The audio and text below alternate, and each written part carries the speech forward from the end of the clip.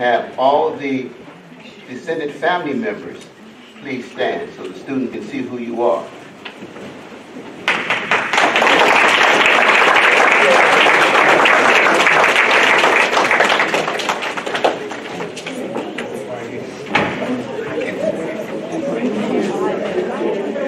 And lastly, just so everybody who didn't walk knows, they walked from Tim's here.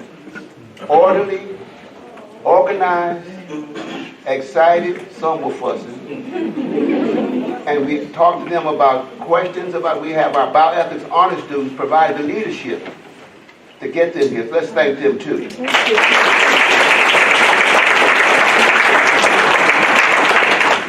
And I'm going to sit down, but I want to introduce our speaker.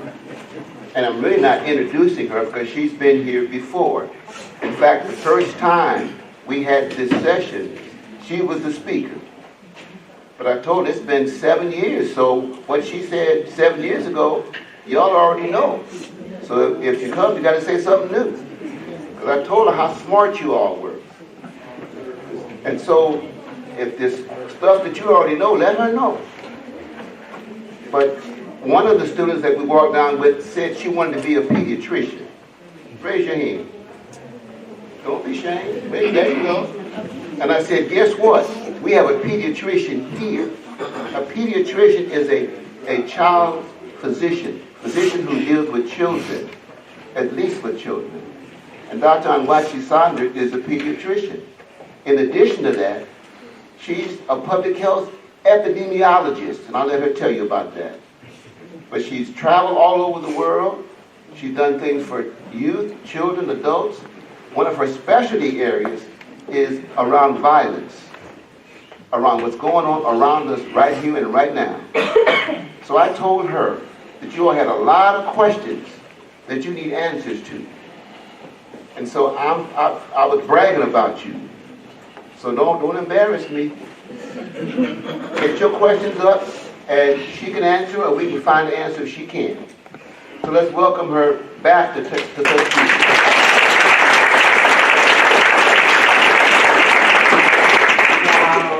So good morning again. Good morning. Oh my God, you guys are so, the girls are beautiful and the guys are handsome. I'm just looking at you, they're amazing. I'm so happy to be here with you. Really, really, really. All right? So, for namesake, I'm Dr. Chu Chu. That's what people call me. That's what the kids call me. All right? My first name is Chu Chu. That's why they call me Dr. Chu Chu. Dr. Warren has told you I'm a pediatrician, but I'm also a medical epidemiologist. Now, let me tell you something that you don't know. You need to listen to me, because at the end, I'm known to give away really good gifts. And it's a little special this time, because what's going to happen is I'm going to have to write you your IOUs because I didn't bring it, because I wasn't sure what you all were like. So by the end, I'll figure out what it is. I'll know what I'm going to give away, but you're going to have to listen, because I'm going to ask you some questions and you're going to have to give me back what I gave you. And some of you will be upset because you are not going to listen, and when you find out what the prize is, you're going to wish you had. All right? So, we're going to talk a little bit, and then you're going to talk with me. Don't worry about the people in the back or around us. It's just between us, okay? I want this to be an opportunity for you to ask me, if you're not afraid, anything you've wanted to ask someone. Do you hear what I said to you? Do you hear what I'm telling all of you? Yes. It's an opportunity to ask someone that you've never been able to ask them before. Okay? But trust me. If you can trust me. I trust you. Hopefully you all will trust me. All right? Yeah, all right. So we'll go through this together. So I'm Dr. Chu Chu. I'm a pediatrician, and a pediatrician takes care of kids, right? Yes. But I'm also a medical epidemiologist. I don't think most of you know what that is. If you do, you're really smart. Because even before a long time, when I was an adult, I didn't know what a medical epidemiologist is. A medical epidemiologist is someone who collects data, numbers, and we make sense of that so that we can turn the world into a better place. That's our job, okay? We specifically look at diseases. But not only do we look at diseases, we look at how people behave. And so we collect statistics. Have most of you heard the word statistics before? Yes. Grade graders, you should have. Yes. So we collect statistics. But what's most important and what's ethical for us to do is to make sense of those numbers that we now collect. All right? So I'm a pediatrician and a medical epidemiologist, which means I deal with diseases and collect information and make sense of it. Got it? My name is Dr. Chu Chu. I live in Washington, D.C. Actually in Bethesda, outside of Washington, D.C. You don't know anything? How many of you have ever been to D.C.? Raise your hand. Wow, a lot of you. Saw a lot of museums, right? Yeah. How many of you have been to the African American Museum? Very good, very good. Yeah, that's our newest museum. It's beautiful, isn't it? Yeah, you know the architect who built the African Museum? You know where he comes from? No, sorry. No, he doesn't come from Tuskegee. He's actually African. Who said it? You did? Very good. Did you know that? Or you just guessed? I guess. Good guess. Yes, he's African. He's from Ghana. He's young, actually. But he designed that. He's done some other really, really beautiful buildings around the world. He did the Nobel. Have you heard of the Nobel Peace Prize? Yes. Yeah, he did that in Oslo. He's done some embassies. But he really took some time to think about what would be representative of us as a people. And it's a beautiful building. If you haven't seen it, you should go online. How many of you have a cell phone? Raise your hand. All right, good. How many of you have a Facebook page? How many of you tweet? How many of you have Instagram? How many of you have Snapchat? Okay, great. Is there something I missed? Huh? Is there another one I missed? Keith. Wait. Rule first, let me give you a couple of rules. I forgot to give you the rules. Rule number 1, no question is a stupid question. All right? Rule number 2, if we all talk at the same time, we won't hear each other, so let's talk one at a time. Raise your hand and I'll point at you, and then we'll talk, okay? Because I want everybody to hear what you have to say, because what you say today is extremely important, all right? It's really important because we are all one, and so we need to hear from each other, and we need to reflect back to each other, okay? Those are the 2 rules, and then the third is if you have to use the restroom, just go, all right? But come back, please, all right? That's it, all right. So I think I got through most of the social media, but is there one more that you think I need to know? Yes. Uvu? How do you spell that? O-O. Okay, is that a picture or? Short? What's your name, first of all? Clinton? How old are you? 13. You like school? Be honest. The other thing, another rule, you got to tell me the truth, because I'm going to tell you the truth. So you have to tell me the truth. You can say whatever you want now, remember. So you can say the truth. I don't want you to act like I'm this doctor and you can't tell me. So Clint, do you like school? Yes. Very good. Okay. Was that the truth? Yes. Why did you hesitate? I don't know, 'cause I was kind of shy. Okay, hold it. What's your name? Kanai. Sometimes. When I get around other people. Okay, a lot of people in here, yeah. Sweating. Okay. All right. I got my eyes on you, Clinton. All right. Okay, so Uvo, I have to check that one. I don't know it. So I don't think nobody get on it. It ain't popular to me. Okay. All right. Well, I'll check it out still. Okay. Thank you for that. All right. So let me tell you a couple of things first. I'm going to talk to you a little bit, and then we're going to switch to the question and answer. All right? Now, I know that most of you took a test when you came. Was that true? Yes. Ooh, how was that? Good. Really? You learned something from it. You learned something from it? What's your name? name is Malik. What did you, Malik? What did you learn from Malik? Let's listen to Malik, because Malik's going to say something I'm sure that you either want to say or you wanted the answer from, because that's how it really works, everybody. Okay? It's really, really important that we, when I say we, that means you, me, everybody, that we begin to listen to each other. Because we are one, and somebody can always offer you something, and you can always offer them something. You'll be surprised. So go ahead, Malik. What were you going to say? Why was it interesting? One of the questions they asked, I didn't know about the word before. I think it was called something. Obstacle. Yeah, optical. What's optimal? Ultimate. Yeah. About the health, I didn't know what it was, so I really knew something about what it was or what it dealt with. Optimal health. Optimal health. All right, that's very good. Thank you for anybody else want to say something? He's going to do all the talking. Are you all going to allow him to do all the talking? Remember now, I said there's something associated with this. So if you let him do all the talking, it'll be your responsibility. He gets what some other people were supposed to get. So I'm going to pick on him because he keeps raising his hand. One of the question was, what do optimal health include? I learned that it includes health. I mean, it's to get better health. Very good. He's smart, right? I thought so. I can tell. I can tell. Yeah. Somebody back there has their hands up. Yes. Unfortunately, we can't hear you project.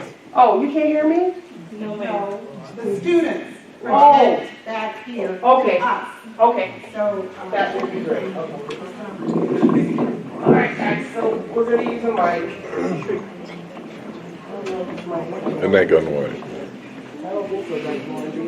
Okay, so maybe what we'll have you do is stand up. Because I don't think this is going to work. All right, does anybody else have anything to say about the pretest? Guys? Yes. What's your name? My name is Marion Williams. Marion. I wanted to know if, for the question that asked, what's the most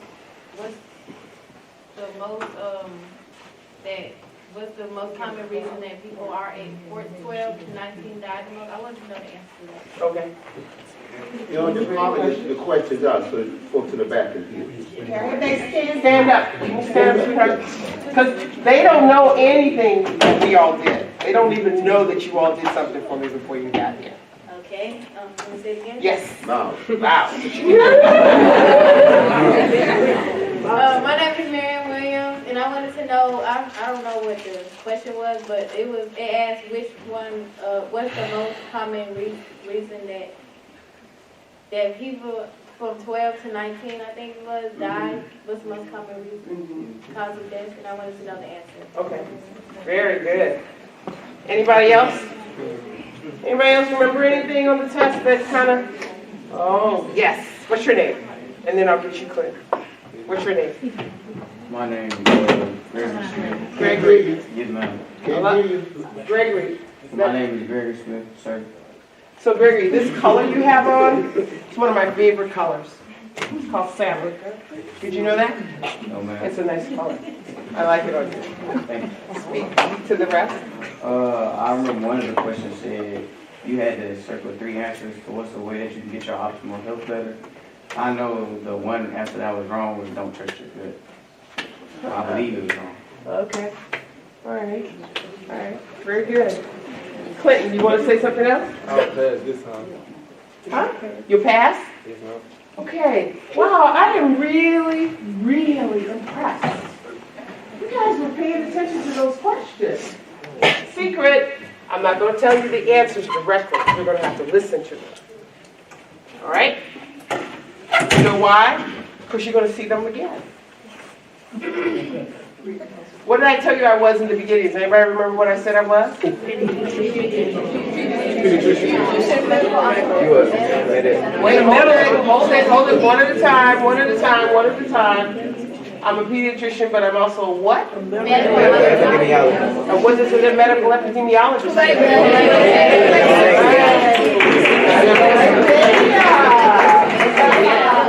So I collected some data. I just asked you all some simple questions, and that becomes data.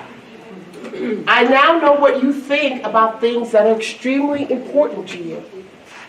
There was an African-American physician named Dr. John Chizell, and he got sick at one time, and he had hypertension, all right, and he went to the doctor.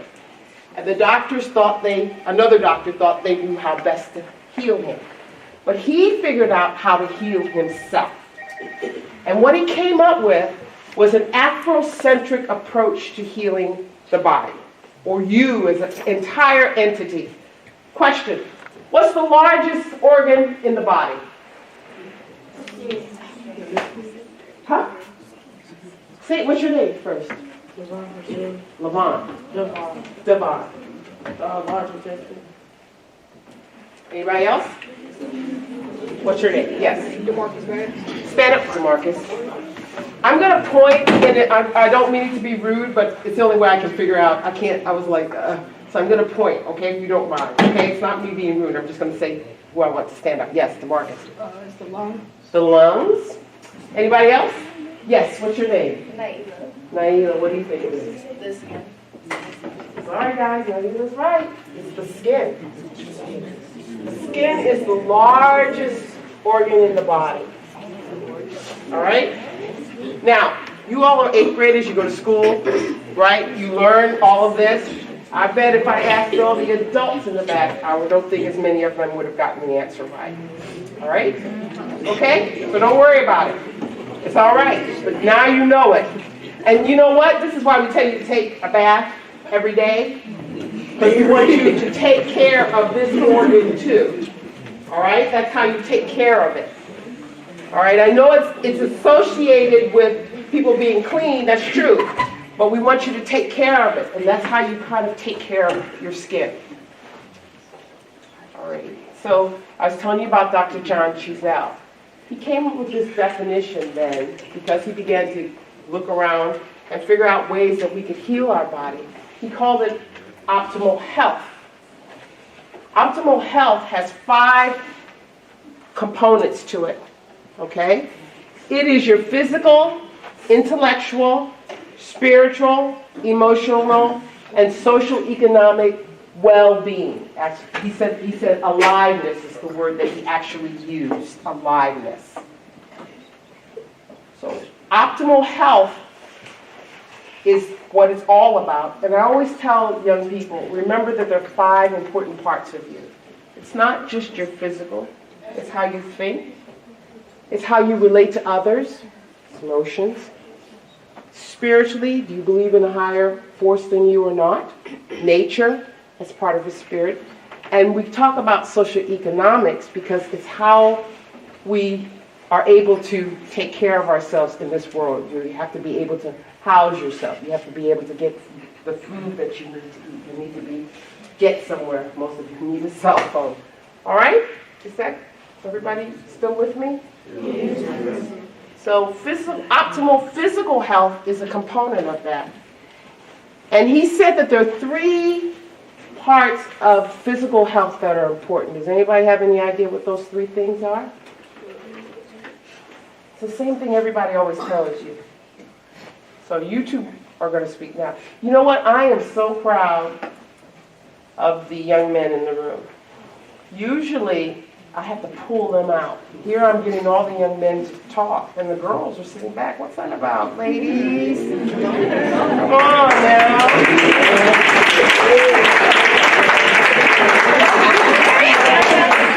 Ladies, come on. Don't fail me. Yes, I'm in. Stand up. What do you think the 3 components of optimal physical health are? I believe they are exercise, eat right, and get enough rest. Oh my gosh. He got it. That's exactly correct. That's all it is. And so, let me ask you, who knows how much exercise you all are supposed to do every day? Yes. My name is Tyler. Tyler? Stand up, they can't hear you. My name is Tyler Wilson, everybody. When I say 30 minutes, Okay. How about somebody else? Yes. What's your name? My name is Michaela Sanders, and I say for an hour. She's right. 60 minutes every day. Let me ask you a question. Exercise. Do you all know the difference between anaerobic and aerobic exercises?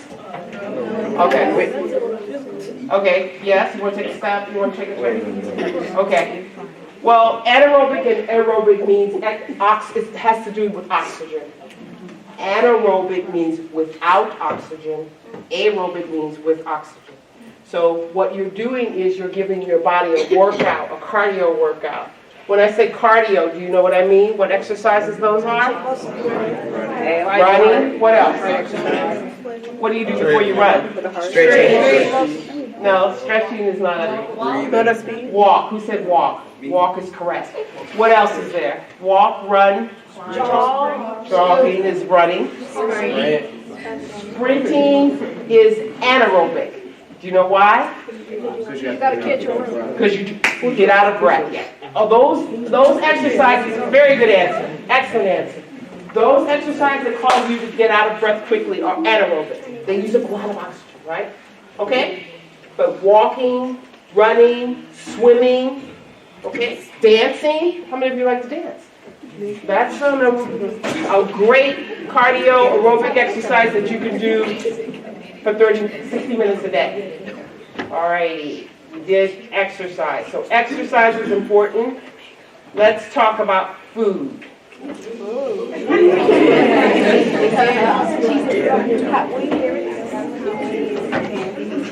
Okay, I'm going to point at you and you tell me what your favorite food is. And you need to be honest. All right, yes. my name is Tyler Wilson, and I like burgers.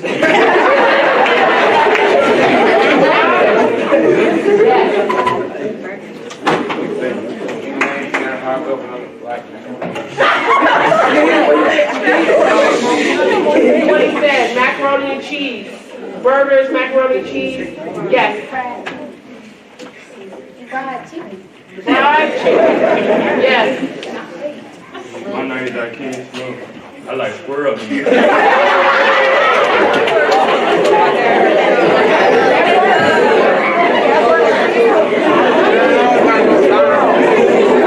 Yes. One at a time. Yes. My name is Jessica Freeman, and I like pork chop. Pork chop. All right.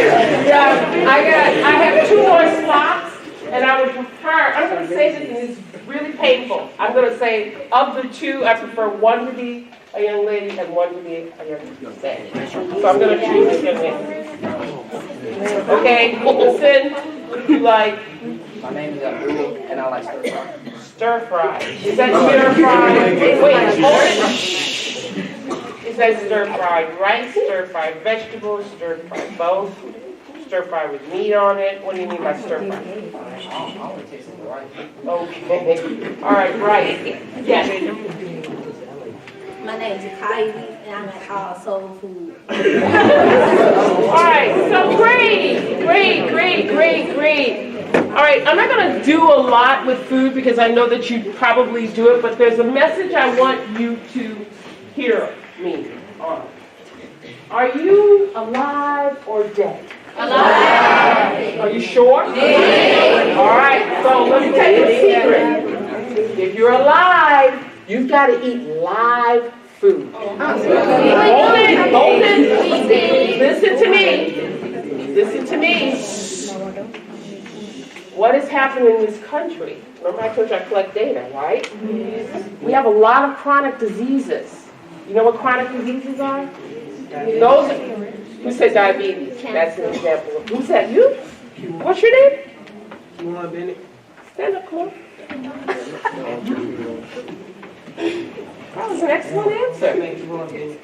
Could you turn around and tell everybody what you said? Because I heard you. I said diabetes. Excellent. Anybody else know another chronic disease? Cancer. Another one? One more. Give me one more. Who said heart? Who said heart? Stand up. Excellent. Stand up. Say, tell them in the back.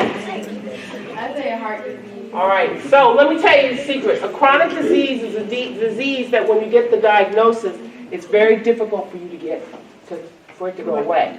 It means it will live with you over and over, and you'll still be there, okay? So listen, the reason we have a lot of chronic diseases, because I got to keep moving because we've got time, is because we eat too much dead food. You need to think about eating live. I know it's difficult because most of you don't like veggies or fruit or whatever. But listen to what I'm telling you. Live food plus, what do you think it is, equals energy? And water. Who? What'd you say? Water. Fruit. I'm really impressed. That's right. It's an equation. Live food plus water. That's what gives you energy because you're alive. So I know you like a lot of dead food and pork chops, hamburgers, fries, squirrel meat. All of that is dead. Dead. You gotta eat some live food because you're alive and your body needs it. And our bodies are craving it. That's why we're suffering from so many chronic diseases. It's not the only thing, but it's one of the things. All right? Last of the three components is rest. Am I correct? Yeah. 3. Rest. How many hours of rest do you think that you need? 8 hours. Okay, hold it. How many of you say 8 hours? Raise your hand. How many of you say 9? How many of you say 6? How many of you say 10? How many of you say 11? How many say 12? All right, so the correct answer is your age group, 10 to 12 hours every night.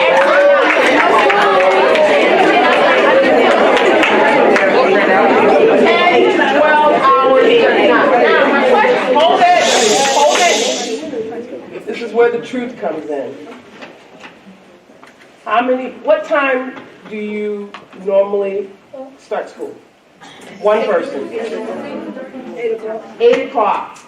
What time do most of you wake? No, let me ask it this way so I won't get this. How many of you get up at 7? How many of you get up at 7:30? How many of you get up at 6:30? How many of you get up at 6? Okay, very good. Now, if you get up at 6, I want 1 or 2 people to raise your hand on this.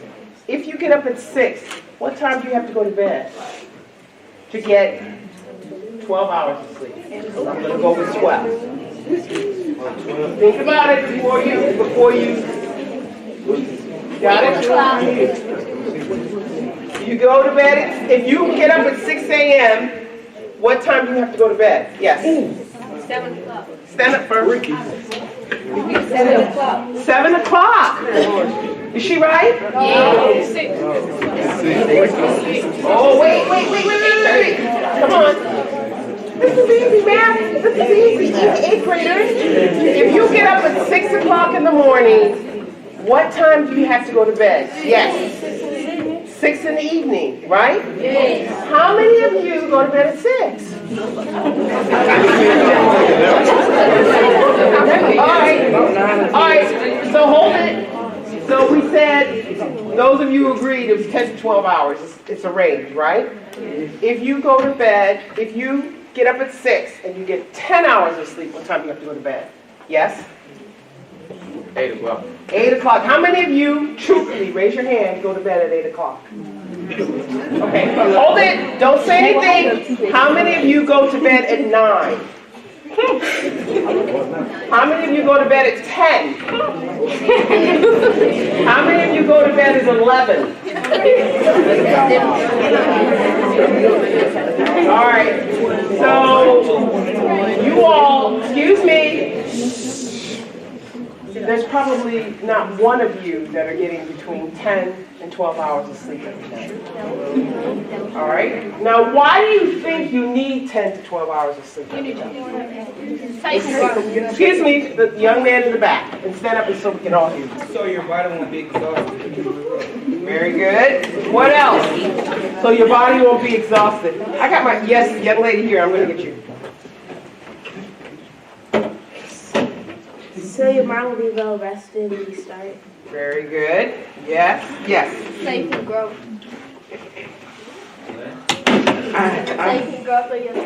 So you can grow. That's a good answer. Yes, back there. Stand up so we can hear you. So you have enough energy to get through the day? Yes. Excellent. I'm looking for something really special that I bet you guys don't know. Yes, let's see if you know. And then it's horrible, and I think you need your heart to break. What's your name? It's horrible. Anatoba? I said it's horrible. Eddie Tolbert. Okay, sorry, Eddie. Well, you guys like to laugh, but it's great. You know what? Happiness is really good. I love the fact that. What did he say? So you can give your heart a rest. So you can give your heart a rest. Something. He's almost there. Somebody kind of help me. Yes, young man in the back. Yes, you. Stand up. So you can be healthy and your body can recharge itself. That's the word I want. Recharge. If you don't go to sleep. Listen. That was excellent. Thank you. What's your name? Say it. Thank you. That was an excellent answer. If you don't go to sleep, your body can't recharge. Even more importantly, it can't repair itself. It can't repair. Because see, a lot of you like to eat dead food. Unfortunately, when you eat dead food, your cells don't like it. And so they need to repair themselves. And the only time they can do that is if you're sleeping. So you need to get sleep. All right? We're going to move quickly. After sleep, there's another thing that you can do to help your body rest. And I'm sorry I keep saying all right because I can hear myself and I don't like that. But go ahead. What do you think there's something else that you can do to help your body rest within the day? I got this same group. The young man with the Pharaoh. Yeah. You changed your mind? Okay. I'm getting, this is the group here. Is this the smart people in the class? What's going on? Yes. What's another thing you can do? You can meditate. That's exactly right. And how many, she said, did everybody stand up so they can hear you? Did you hear what she said? Turn around so everybody can hear you. My name is Melissa. I said you can meditate. How many minutes a day do you think you need to meditate? 10 to 6 hours. Stand up. Do you remember that? What's your name? Gabby. Stand up, Gabby. Turn around. Tell them. You scared? Okay, Gabby said she doesn't want to share with you all. She said 10 to 15 minutes a day. And the reason she knows that is because she meditates. That's why I gave her a high five. That's amazing. So the rest of you, you need to understand it's not just sleeping, but in the day, if you can just take 10 to 15 minutes, if you can just take 5 minutes, you need to just meditate, center yourself, rest. Your body needs it. And our bodies need it even more because we're subjected to so many things all the time. So I did the 3 components. Did I do everything? Yes, ma'am. Got it. Okay. Did you see a name of somebody on your pretest? Yeah. Wasn't their name? Yes. Yes, I heard it was correct over here, but I pointed here first. Go ahead. I forgot the first name, but his name was, his last name was Burton. Very good. Very good. You guys are really, you are just blowing me away. You look at something and you remember it and you come back. I'm really impressed. Your teachers should be really, really proud of you.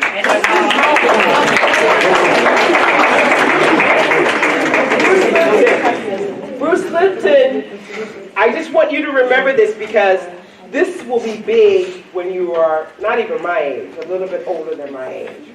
It's going to be big. He's called the father of epigenetics. Epigenetics. Do you know what? Does anybody know what epigenetics is? Can you put the words together and figure it out? Yes. This is my A class here. Stand up.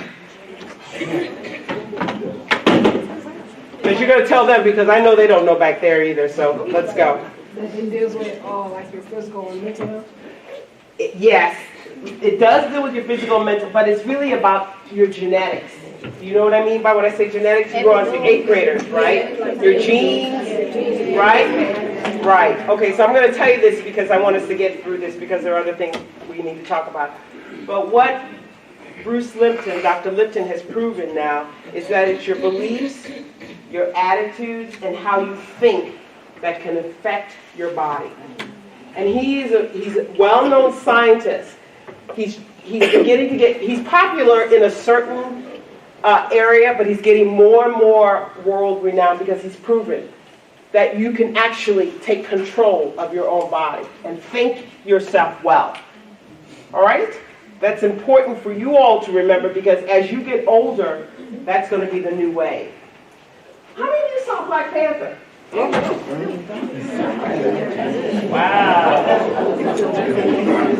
All right, so question. How many of you liked it? Hands down. How many of you did not like it? You want to share with us why? And there's no judgment here. All right? You want to share why you did not like it? No. Huh? No? Okay. There was somebody else's hand. Does anybody want to share? Yes? Here. Where? There's somebody here that didn't like it? Yes. You want to share? You know what? Is the two of you don't want to share because you feel everybody liked it? Yeah, I thought so. I could feel it. That's not good. You should always be comfortable expressing what's important to you. As long as you do it respectfully, you don't disrespect someone. You know why? Because that sometimes can be interpreted as stress. And stress is not good for us, is it? So if you feel something is important, you need to feel safe enough to express it. It's real important for me to know that you can do that. So I'm going to ask the two of you, when we're done, to come talk to me about myself. Okay? Because I want to hear what you didn't like about it, because I think it's okay. Everybody doesn't have to like it. Now, how many of you think you like it because everybody told you to like it? Or how many of you, no, let me ask it this way. How many of you like it because you know that you like it? How many of you like it because everybody else likes it? Or will you admit that? All right, that's really great, but it's important because in your age group, there's a lot of things that you do because somebody else does it. Not that you really think that it's important to do, or that you want to even do it. And I want you to remember that. It's so important for you to do things that you want to do, not because somebody else does that.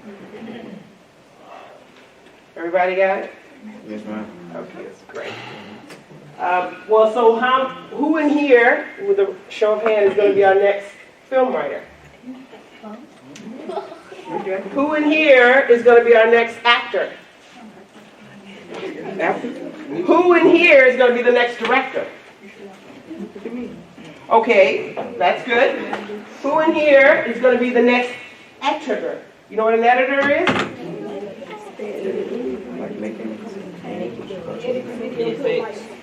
That's right. Editors make videos, but they also make all the characters in Black Panther do all the flying and kicking and things that they did. They make it look better. So all of you liked Black Panther. You went to see it, but it was just entertainment. None of you thought about the film industry. It's a huge industry. Okay, well, that's what I said. I said, how many of you want to be actors? How many want to be directors? How many want to be editors? How many want to be producers? I'm not seeing any hands. Lighting, animation. All right. There are a lot of things that are positive with the film industry. It's not just going to see it. Think about the other side of the camera. And we need you as young people to do that, because what happens with film? You either decide you like it or you don't, because it makes you feel a way or not. And so that's influential. And we need you in places where you can influence others. That's really important. Right? Yes. You all agree with that? How many of you agree with that? Raise your hands. Okay, so I'm going to ask you to start looking at places that you can make an influence in our society that you probably never thought about that we might need you in. Does somebody want to give me an example of something that, a place? It's my A student over here. Yes? Scientists. Huh? The scientists. Stand up. The science industry. Excellent. Where, what specifically in sciences? Do you know? Maybe biology. Turn around. Maybe biology. Why biology? That's a good question. Oh, I bet you have the answer. Stand up. I know you have the answer. Maybe biology, because it will help us figure out like some of the diseases that go on, and it can help us solve certain problems that the world has created. And most importantly, it can help us how to prevent it, right? Very good. Very good answer. Anybody else think of somewhere else? Yeah, you can clap for her. That was excellent. Anybody else think of anywhere else that we might make an influence that we never thought about? Yes. Agriculture. Stand up. Tell everybody. That's a great answer. I said agriculture Why agriculture? because it might be some cures in the plants. That's exactly right. And besides the fact that we just need to eat more plants, right? I just told you all we're alive, not dead. Anybody else got an answer? Somewhere else that you think we might make influence? Yes. No. I'll come back to you. Let me get her. Yes. Turn around. Tell everybody. The music industry, Yeah. Why? because a lot of songs influence people to do different things. That's exactly right. Very good. One more. Yes. Art, Yes. Excellent. Why? because in many art, in many paintings and drawings, I usually see it's like the paintings and drawings that have a background, like it tells a story. Yeah. Very good, very good. Let me give you personal experiences. I'm a physician, medical epidemiologist, right? I have 2 children. My daughter, who's the oldest, I thought she would do medicine because she was really good with her hands. I thought she was going to be a surgeon. I was told that when she uses her hands, it propels her into genius. I thought she was going to use her hands. You know what she is today? No? No? Artist, but what kind of artist? Musician. Animator. Okay. She's actually an editor, film editor, and a director. And she's really good too in cinematography, using her hands. And her essay that she wrote to get into film school was that her mother, her father, her grandfather wanted to be a doctor, her mother's a doctor, she has doctors in her family, but she found out that the medicine that she can give to people to make them feel better is through film. And she got into film school, so I want you to know that, okay? There's another area that you guys can excel in that I want you to continue to think about, and that's sports. Don't feel bad about that. There's a lot of conversation about too many African Americans do sports. My son, who's young, the youngest, is 29. He just tried out for the Jamaica lacrosse team, and he's going to play in the World Cups for Jamaica's first ever lacrosse team. I wanted him to be a doctor too, but he found his passion in something else. All right? And I also have a nephew who cooks. He's a chef. He's been on Top Chef twice.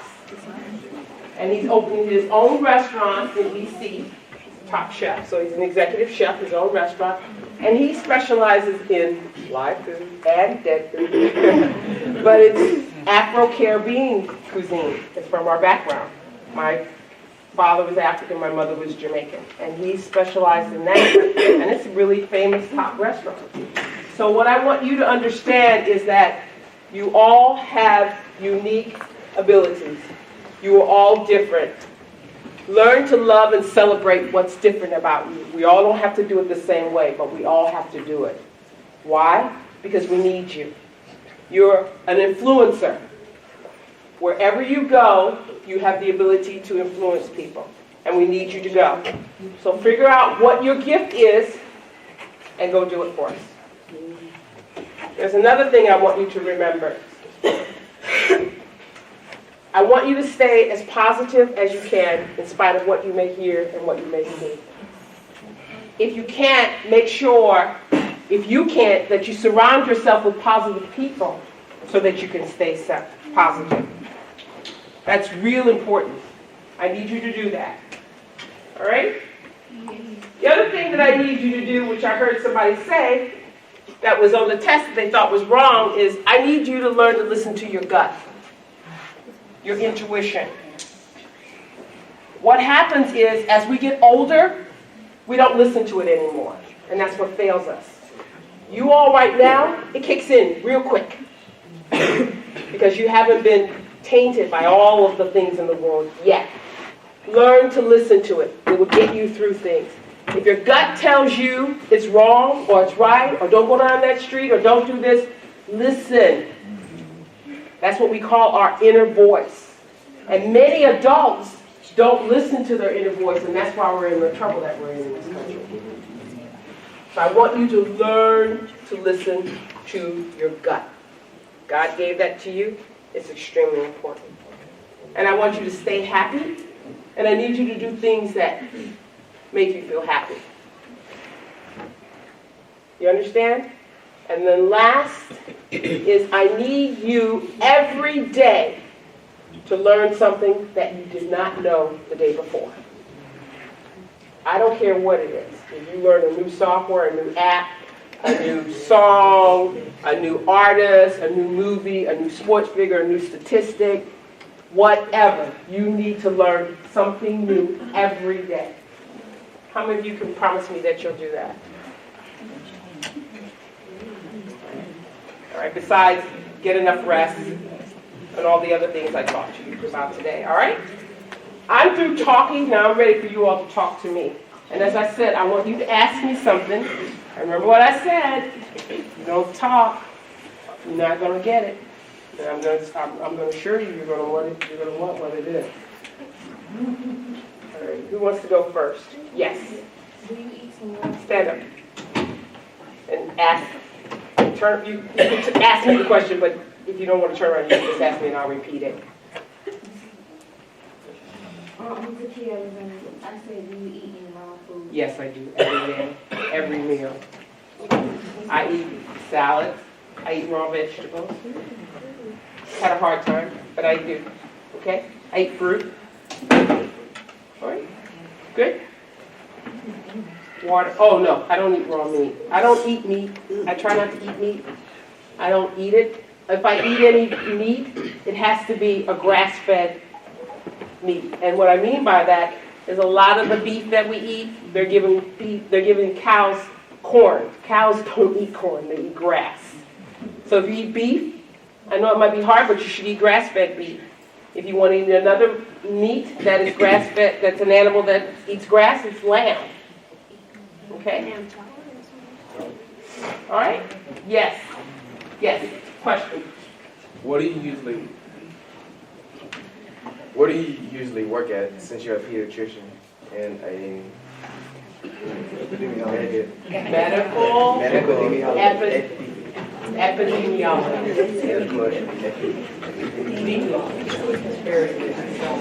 No, that was good. I work, okay, hold it. Listen to what he asked me. Where do I work? You want to know physically where I work? I physically work out of my home. I'm a consultant now. I don't go to an office and see young people like I used to, and I don't go to a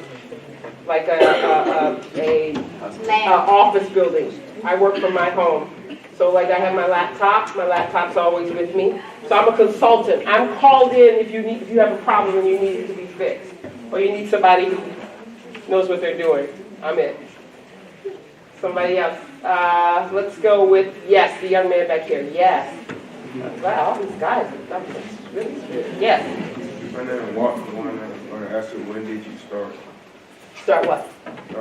Work. Work? Mm. Good question, though.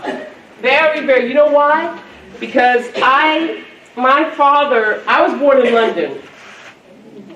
Okay? My father,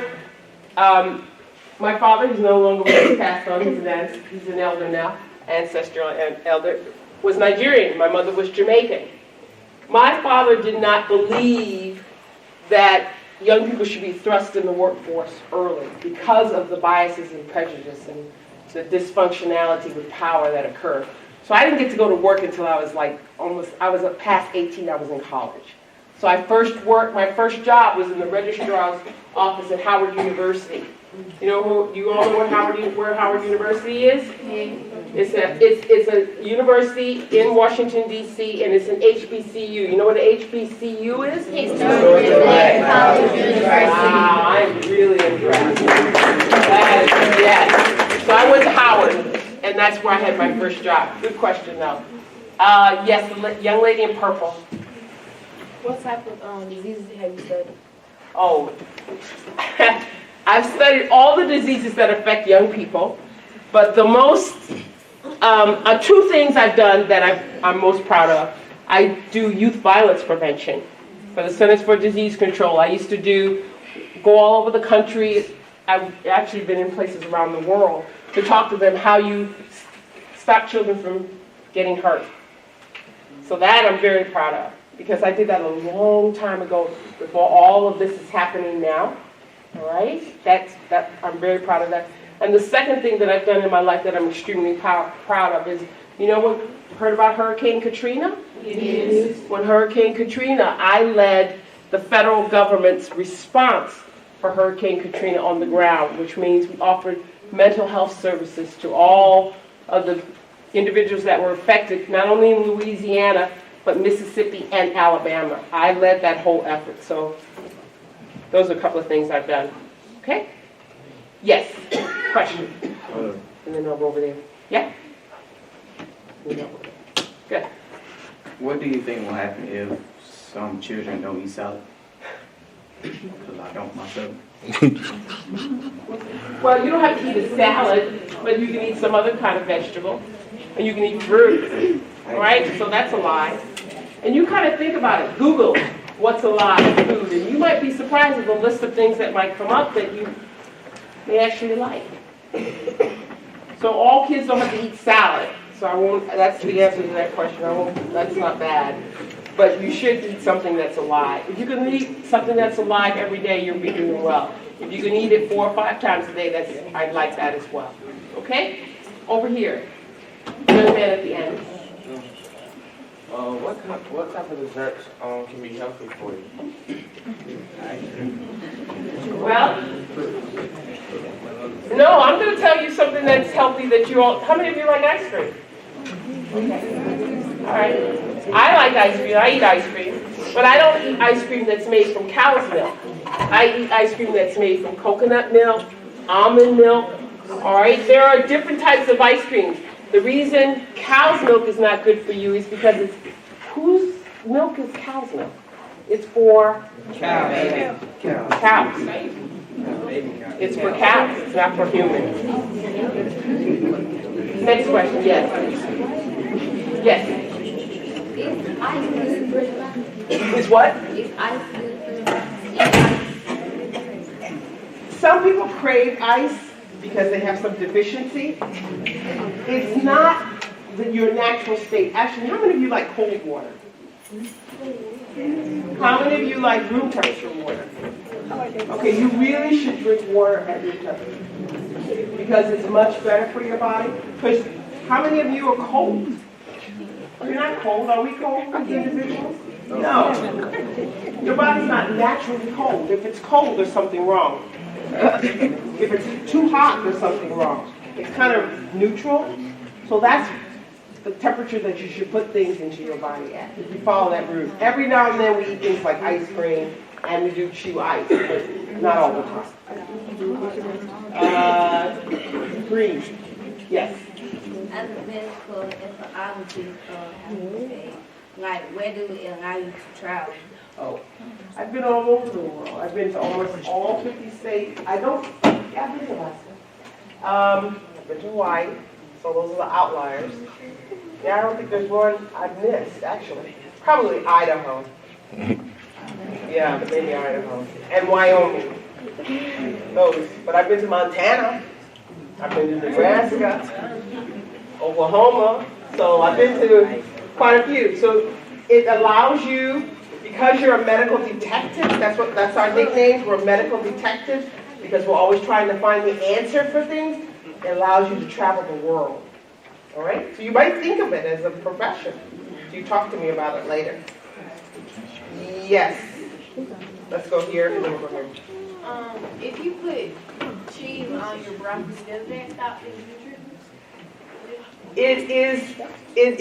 It's not that it's not nutritious, but where does cheese come from? What did I say about cows? It's not our. So yeah, that's what makes it non-nutritious. That kind of cheese.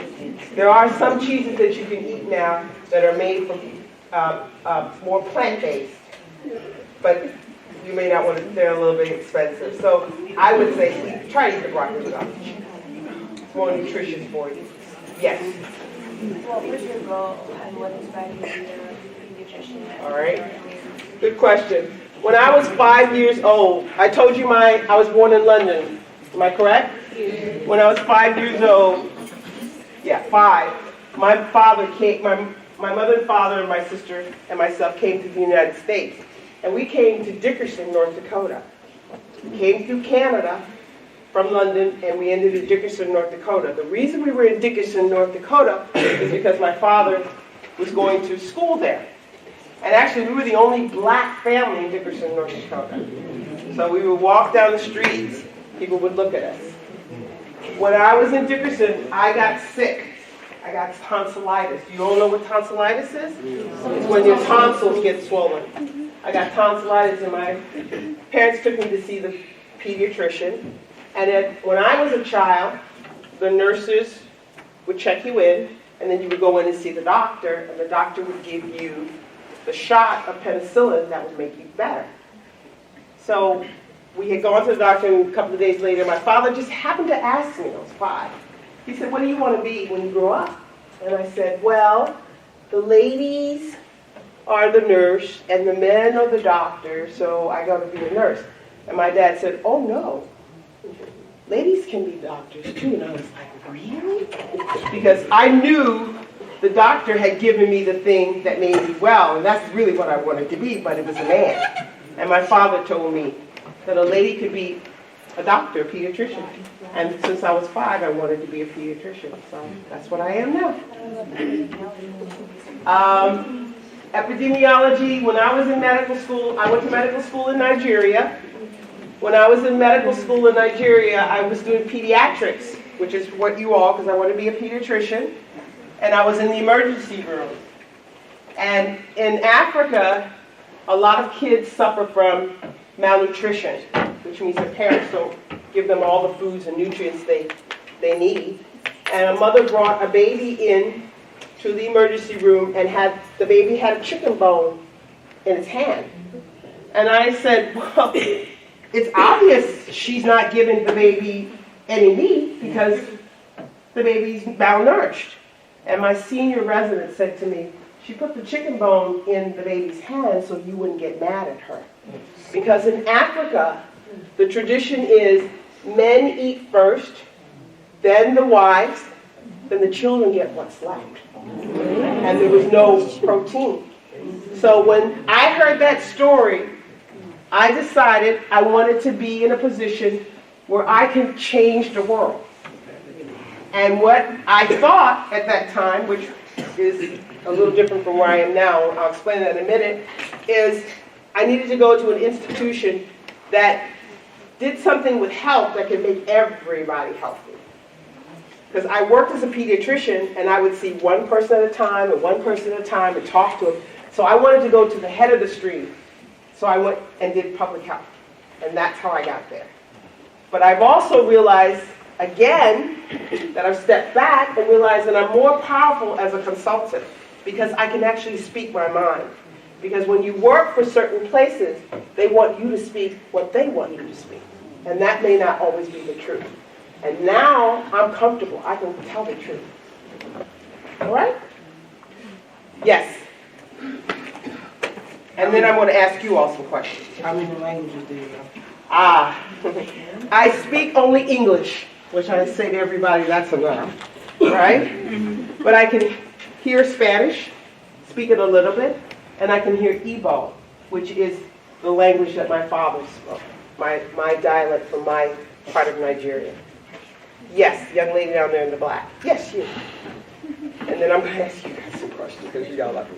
My name is Asia Green. I just wanted to know how much living food and dead food do you think is appropriate for people to eat? Well, I think that you should eat as much as you can tolerate. I don't think a lot of us don't like a lot of live food, a lot of it, so we can't go raw. You can't start eating a lot of raw food. But at least 3/4 of your plate. It would be nice if you could eat a vegetable and a fruit. Okay? Yeah. Have you ever wanted to be in...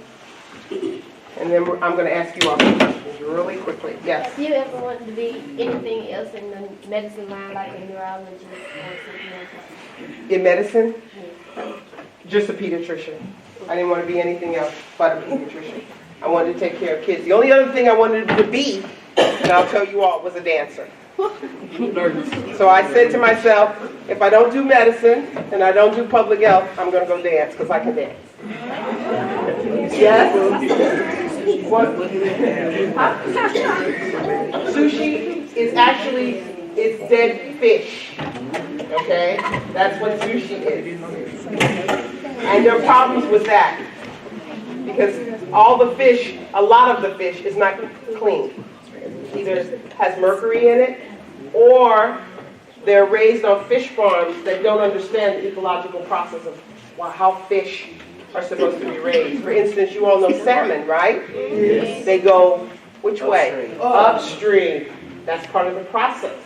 That's for them to have the omega-3s and 6, which are the fats that you need in your body. So if they're raised in a farm, they're not going upstream, right? They're not eating the plants that they would normally eat upstream. So they're a little different from the ones that you get. So that's why I want to tell you all a real trick. Have you all ever seen, how many of you eat salmon? Raise your hand. Okay, so maybe you can tell this to your mom. If it says Atlantic salmon, it means that it's farm raised. There's no salmon in the Atlantic Ocean. Remember that. Salmon are where? You don't know where they grow? Freshwater, but where? Pacific. Up north. So if you see the word Atlantic, it means it was raised on a farm. There's no such thing as Atlantic salmon. They don't live in the Atlantic Ocean. All right. One more question, and not from the ones who always, but if there's only two, I'm going to take these two, and then we're going to go. I'm going to ask you. Go ahead. My name's Carlos. How long do you have to go to school to become a pediatrician? Okay. So you have to do 4 years of college, unless you get in an accelerated program. There's some accelerated programs you can do college in 3 years and go straight to medical school. 4 years in medical school, and then you do pediatric residency, which is 3 years. But I only did that. I did 3 years of pediatric residency. Then I went and got a master's in public health, which was another year. Then I went to CDC and I did another residency in preventive medicine, which was another 2 years. So I've been in school a long time. Okay? Oh, yes. Can you actually study to be a pediatrician early? Stand up. Can you actually study to be a pediatrician early? Yeah, well, I told you I knew it since I was 5.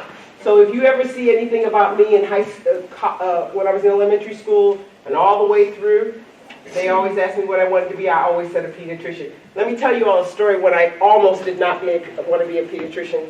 I went to a white high school. And at this school, they asked us what we wanted to be. And I said, oh, I want to be a pediatrician. And this girl said to me, are you serious? You want to be a pediatrician? Do you know that if you have these kids' lives in your hands, you can make a mistake and they can die? And up until that point, I had never thought about that. And I got scared. And I thought, maybe that's not what I needed to be. But then there was something inside of me that says, my gut, that said to me, you got to do this. Because those kids won't die. You can be the one that can prevent them from dying. And that's when I turned it around. But that's the truth. I almost didn't want to do it. And I'll never forget that. So that was the best thing she could ever have done for me. I'm going to let you ask me a question, and then I'm going to close it because I'm going to ask you all questions. And then we're going to ask, yes. You know how you became a pediatrician and everything? What mental requirements do you have to have? Like, you never know if you have something going on in your head, and you can just.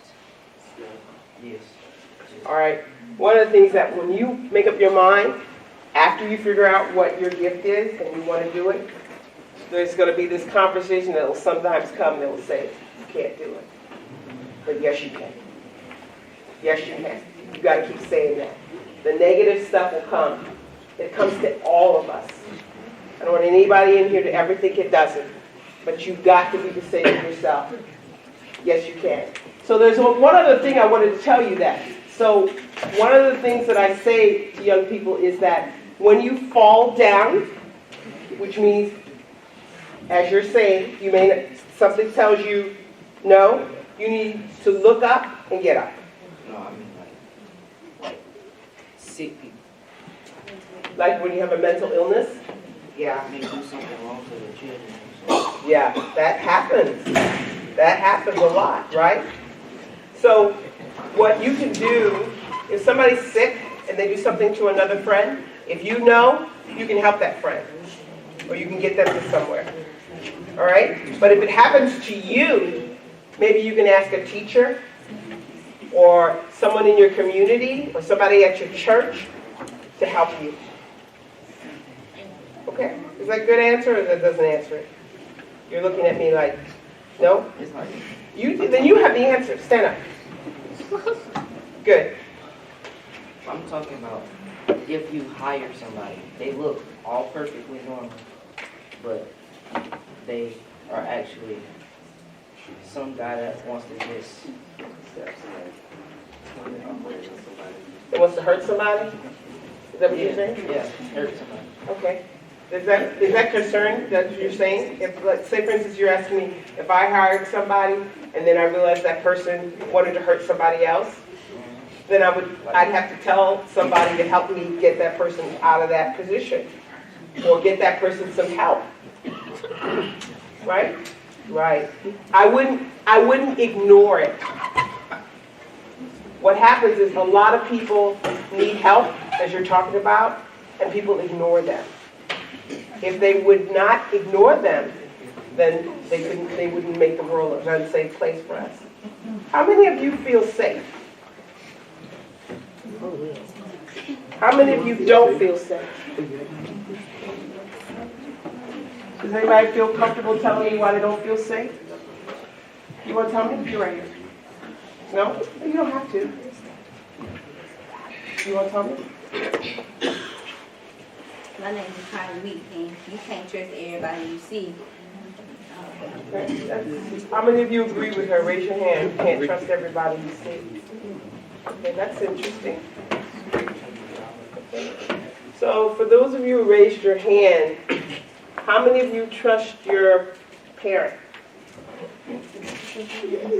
How many of you trust your sister or brother? Okay, that's okay. How about cousin? Okay, how many of you? Okay, hold on. Just wait, because my head is spinning. How many of you trust your teacher? All right, that's interesting.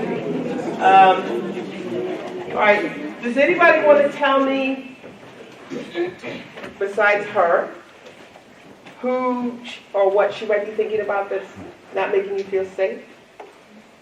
Yes? The stuff that go around in the world. Stay? The stuff that go around in the world. Yeah. You know, yes, you too.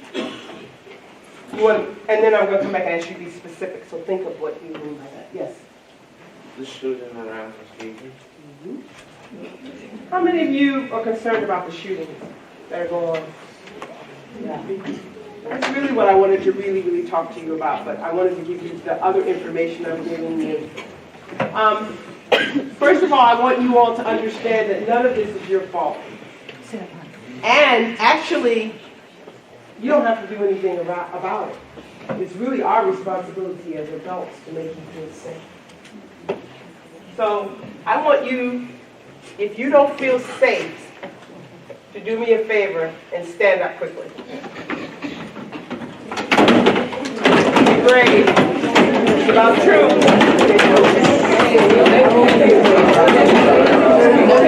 Okay, I don't want you to talk. I just want you to stand up.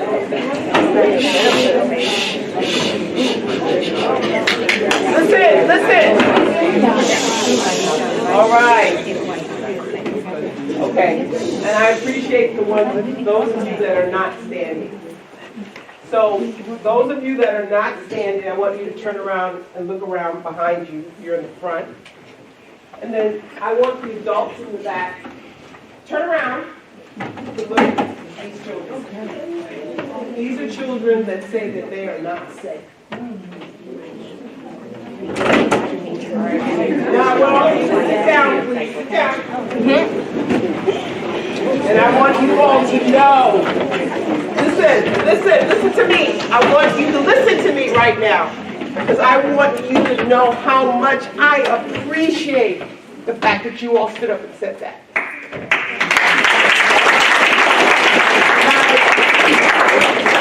For years, I've been telling adults, children don't feel safe. I've been saying it, to see you all stand in your truth. Be comfortable. I said that in the beginning. Love and celebrate who you are. Stand in your truth. And just be respectful, but let people know.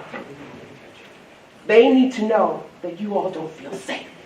Because if they don't know, and they don't feel it, they're not going to do anything about it.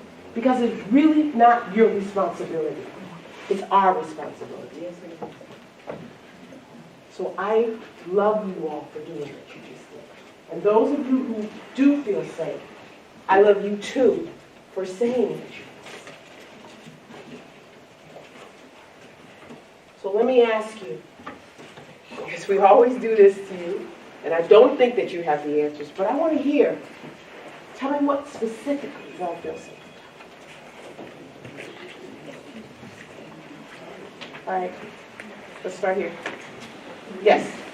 I don't feel safe about the shooting. And why? Can you be specific as to why you don't feel safe about the shootings? Like some of them get too close to our state, like feel like some people can come over and kill us. They can't hear you in the back because they didn't get it. I said I feel like some of the shooters get too close to our state, and I feel like some of the people can come over and kill us. Okay. Yes.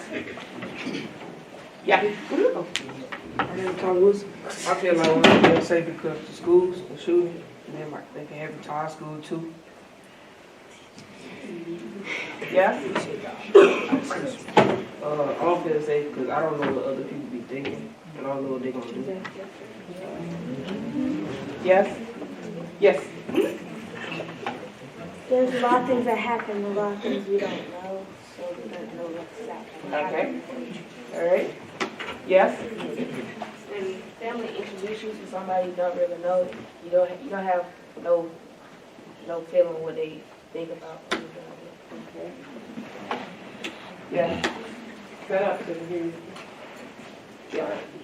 I don't feel safe because people in this world are perfect actors. They know how to manipulate your mind, and they know how to make you think that you can trust them, but actually you can't because they're just gonna turn on you. Okay. Yes. Yes. I don't feel safe about like what Donald Trump was doing with the other communities. Yes. I don't feel safe because when people having different activities, people make posters and say they're going to come and do something like that. Okay. That's cyber. That's on your phone, right? Yeah. Yes. I don't feel safe because there's a bunch of stuff that's happening in the world and you don't know what people's mindset and stuff is. Go ahead. Yes? Go ahead. I don't feel safe because you never know what a person can do or you never know what they're capable of. Okay. Yes?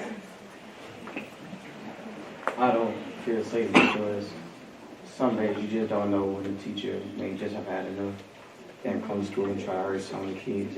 And another Wait. Everybody can express their opinion. You got to listen. Yes? And what else? And another reason is because you don't know what some kids go through at home. And then for them to come to school and you just make them feel bad. You don't know what they want to do to some people. All right. Yes. Back here.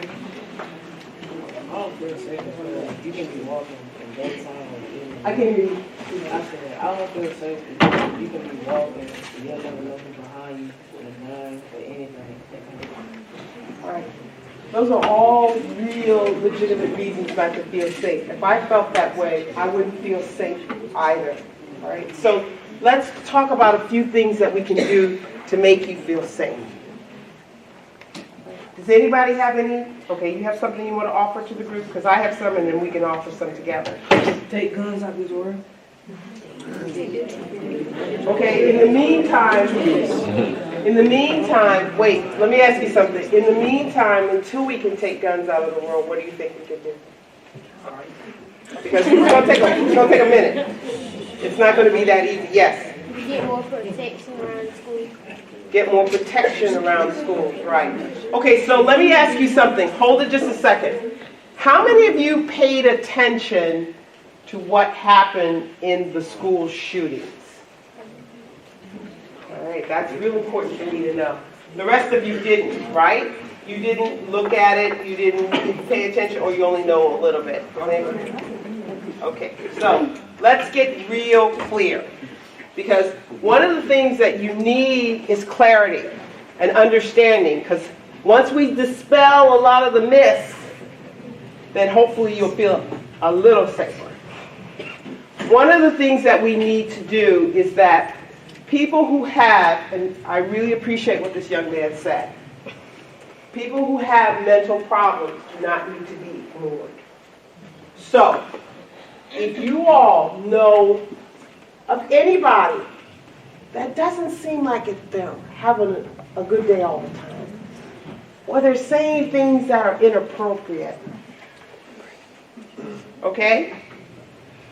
Or they say they do things that are inappropriate, like kill animals and show you, or carry a weapon, you need to report that immediately. I'm sorry, we're in that kind of world now. So part of what has to happen is you all have to play a more active role. You can't ignore people that you think, as he said, might have a mental illness. Because they're part of us. So you have to speak up. Because in a lot of those instances that happened, the shooter was telling people they were not well. But people were ignoring it. That's the truth. What I told you about is I collect information, but I tell you the truth. Because when we tell you the truth, then you can do something different from a different perspective. So unfortunately, that's not what I would love to say to 8th graders, but if you notice somebody that's not well or doing something that's inappropriate, you must tell somebody. Promise me that? Promise? That's going to help you feel safe. For you, you said something about war. What was that? Yeah, you, right? War is something that adults play in. It's not something that children need to be afraid of. So our rhetoric as adults has to be more contained so that we're not talking about things we really don't know about or projecting that fear onto our children, because that's what she's doing. You understand? So you, as a child, I need you to stay present. What I mean by that is you need to do those things that children do. You know, play with your friends. Don't pay attention to the news. I don't listen to the news. I don't do it because it's toxic. You understand? So that's one way I can help you be safe about things that adults do. All right? And promise you that if it comes to that, we'll do what we need to do to make you safe then. But otherwise, I don't need you to think about that. Okay? You just go to school, decide what you want to do in life, keep positive people around you, eat some live food. All right, who else? Who else? Who else still feels unsafe? Guns. Let me tell you about guns, the truth about guns. In this country, unfortunately, you all know what the Constitution and amendments and all that stuff is all about, right? You're in 8th grade. They wrote in there that Americans have the right to bear arms. And what's happening is that, well, first, let me ask you this. How many of you, your fathers have a gun? Or uncles? Okay. All right, so you all have guns, right? Now, the guns that a lot of Americans have, they feel it's their right to have it. The guns that are doing all the harm are the kind of guns that were not written about when they wrote about the right to bear arms. When they wrote about the right to bear arms, they were talking about shotguns and long guns and, you know, where you have to load a bullet and shoot at an animal. It wasn't supposed to be shooting at people. But unfortunately, what's happened is that gun manufacturers now manufacture automatic weapons, and we tend to use them on people. And those are the guns that are doing the harm. But the people who feel it's their right to bear arms think you're talking about all guns. They're not listening to each other. Unfortunately, until we can hear each other, which is very hard for adults to do, and you all know that, right? How many of you know that it's hard for adults to hear each other? Raise your hands. Okay, yeah. Until we can get them to do that, automatic weapons are going to be around. I'm not going to lie to you. We have not passed the laws that we need to pass to get them out. But you know what I'm hoping? I'm hoping in this class that there's going to be a lawyer, a judge, an advocate who might be able to really write that law that will actually get those guns off the streets. But in the meantime, don't any of you all pick up any of those guns that are in your home. Promise me you will not do that. Because that's what happens. A lot of young people are killed by guns that their parents or somebody else has. Not that they have it. They can't go buy it. So what's important is you all, if you see a gun, leave it alone. Can you do that for me? Until we can get this gun issue settled. But I want you all to feel safe. I really, really, really, really, really, really do.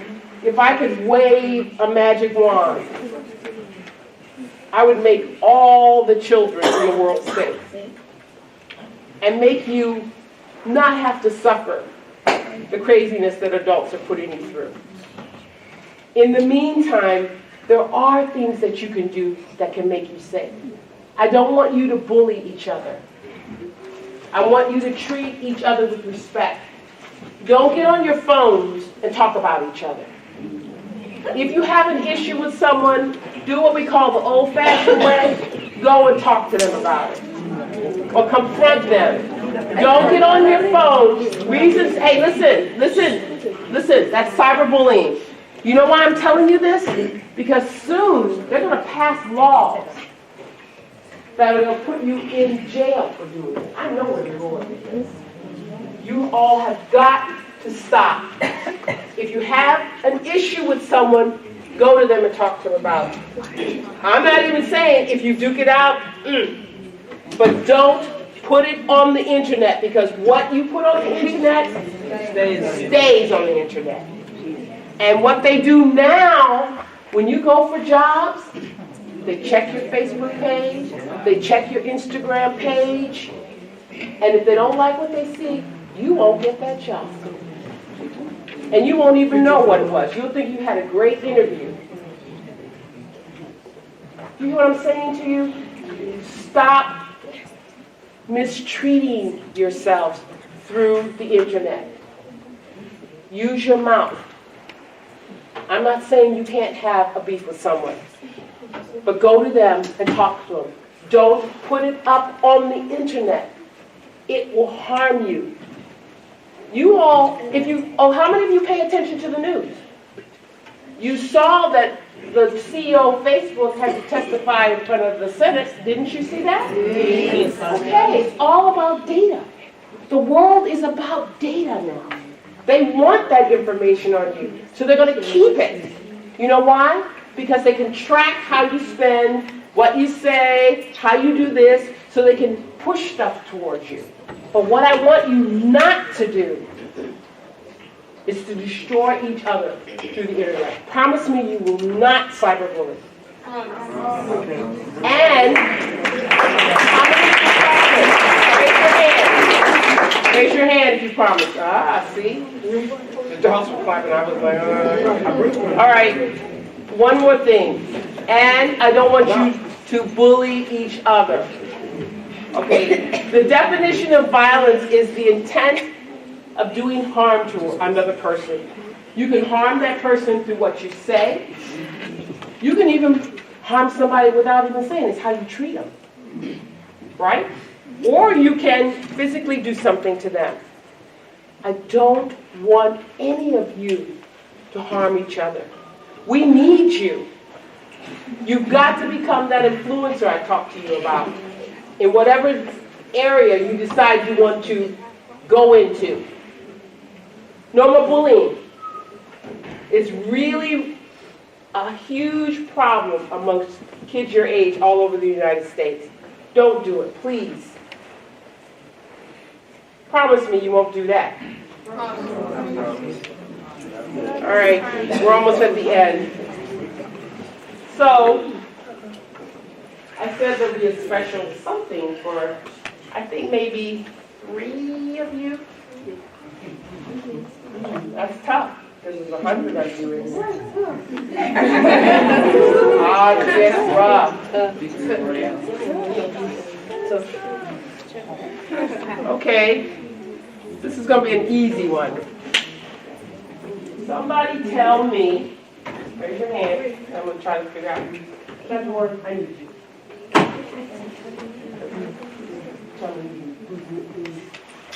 Raise your hand. Who in here can tell me what my son and my nephew do? Okay. Stand up. Stand up. Your son, he's a lacrosse player, and your nephew,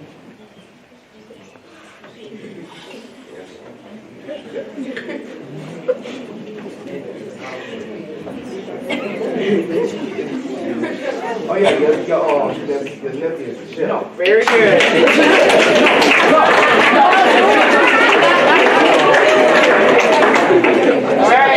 All right, we got 2 more to go.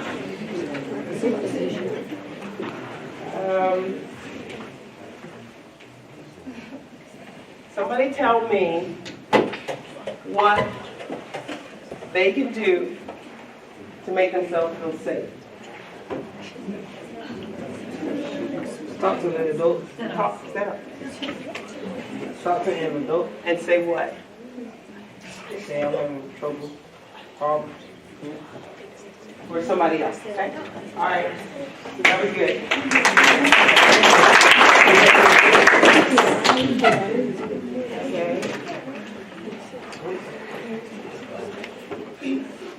So,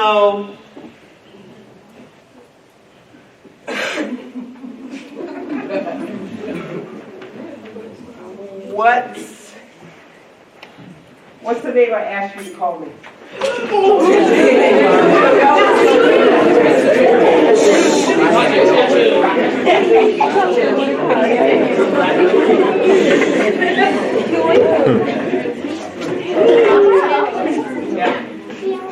Told us to call you Chu Chu.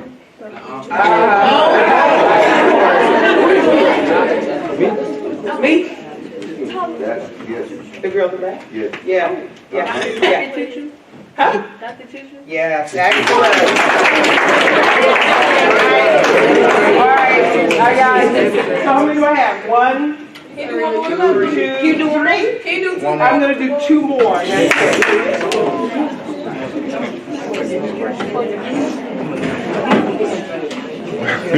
Okay,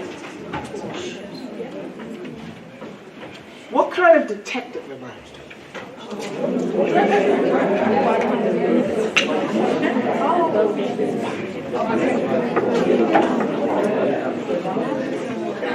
Okay, who? Oh, hi, what's your name? Walter? You didn't talk all great. What kind of detective? What, yeah, I know. What kind of detective am I? Oh, very good.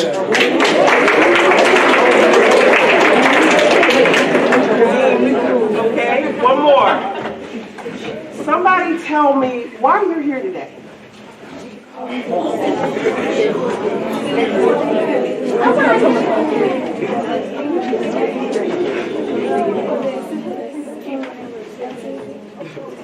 We can't hear you, sweetheart. For the syphilis activity and talk to you. Well, how do you say it? It's the United States Public Health Service study on syphilis. I'm going to give you the easy version. At Tuskegee, not the Tuskegee. Got that? Five of you? 5? Okay, so each one of them are going to get $20.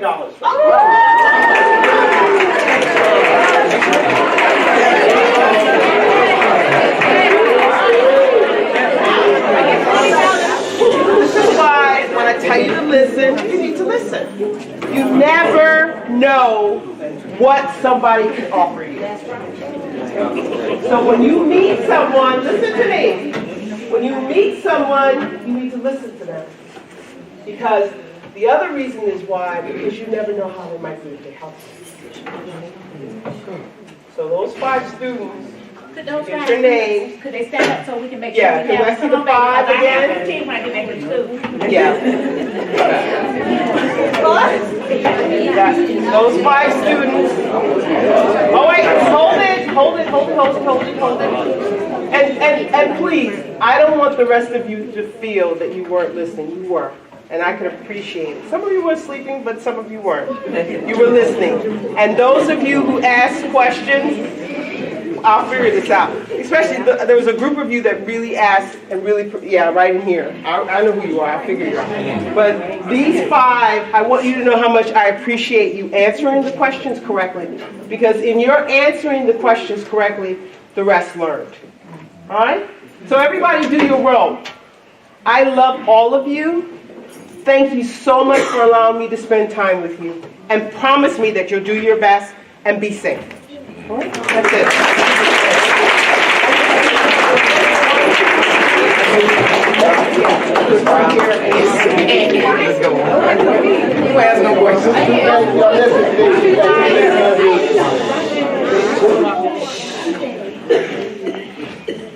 Who were the 2 students that you think asked the most questions and answered the most? It's up to her. What are the 2? Yeah. Which 2?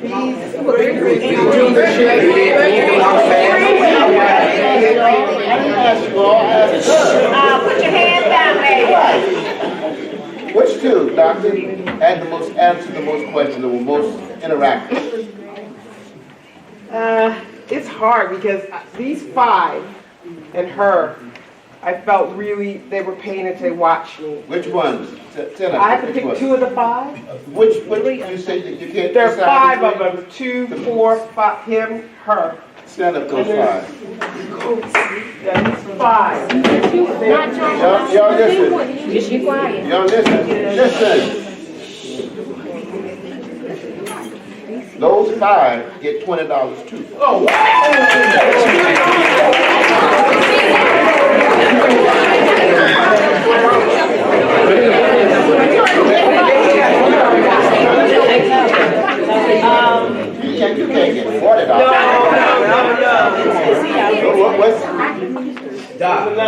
Doc, let all the winners go up and take a picture with them. Yeah, okay, hold on. Yeah, we'll do that. There's one more. I kind of felt, we heard her, they were asking a lot of questions as well. So that's where you take her and I'll give her this one. Okay. All right?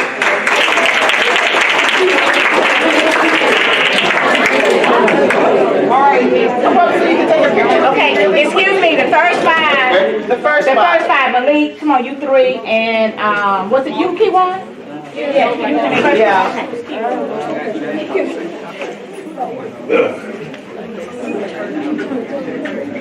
Somebody get on the other side of Dr. Chu Chu, okay?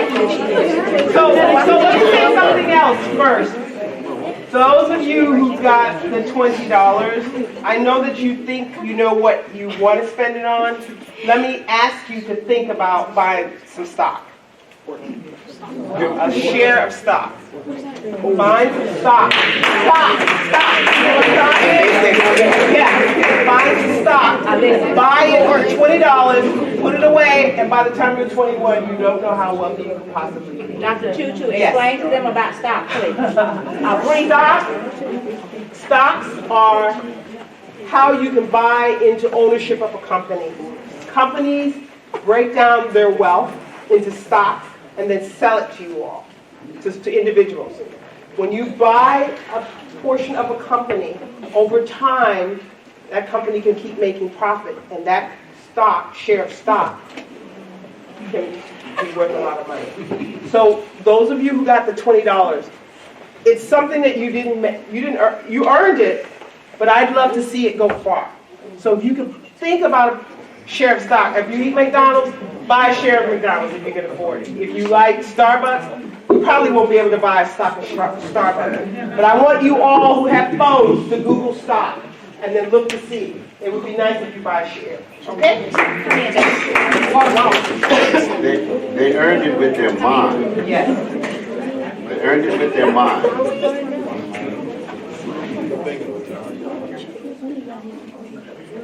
All right. Now the rest. But one more comment, Mrs. Head. Good morning. Good morning. My name is Lily Head, and I am a descendant. My father was in the study, and I also grew up here in Tuskegee. And my heart skips a beats when you all were saying that you were unsafe, because I never felt unsafe when I was living here, and that really saddens me. What I want to say, I'm praying and hoping, and I will do all I can to help for that situation to change, but we all have to do that. The next thing I wanted to say, you mentioned that this was about, and I hope you learn more about it. Research it and learn more about it and learn what happened in this community so that it will never happen again. And the real reason I stood up was because Voices for Our Fathers will give $40 of that $20 to these young people because they were so good. So we will donate $20 to help support that effort. So you got $40 coming from us.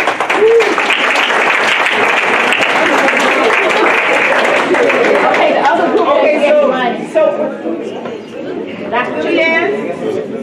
Ms. Head, you're giving $40? Yes. So does that mean we can now choose 2 more children? Yes. Okay. All right, so we'll go back in. Let me take some pictures with these 5, and then we'll go back in and find 2 more.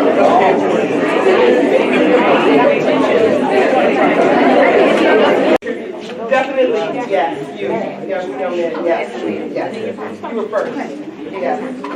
Yes. Come on. You're going to come up here and take a picture. And there was, yeah,